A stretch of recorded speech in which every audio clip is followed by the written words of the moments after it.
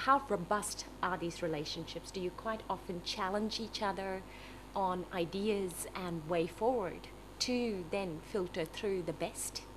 Yeah.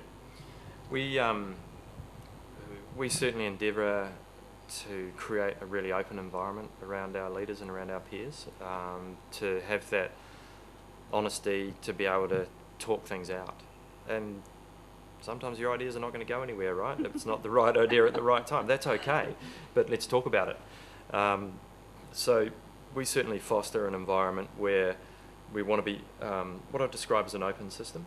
So you want to be out, as I said earlier, you want to be out there listening, you want to be open and receptive to ideas.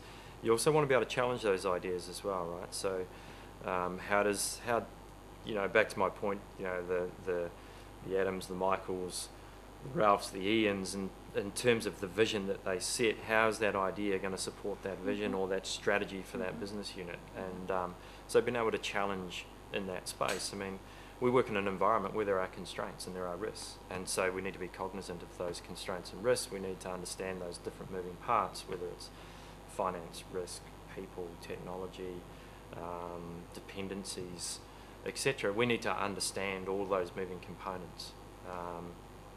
So working with your peers is critical, because you need to be able to understand the context of what they're dealing with as well.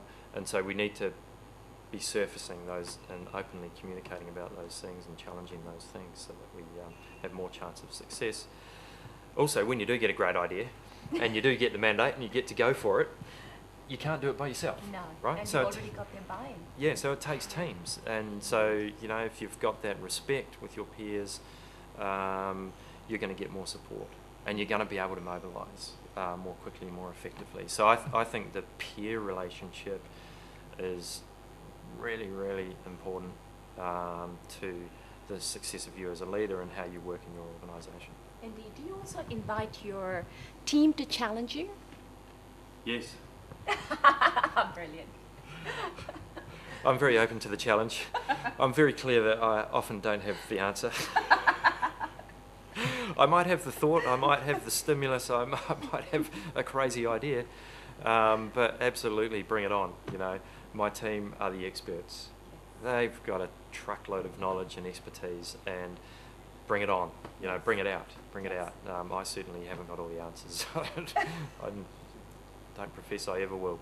But the power of the ideas from the bottom up. I think, often, maybe an old-fashioned view that ideas that's the job of the leader, to be the visionary and to have the ideas. Well, actually, I don't think that is that is the case. The role of the leader is to have that vision and to lead.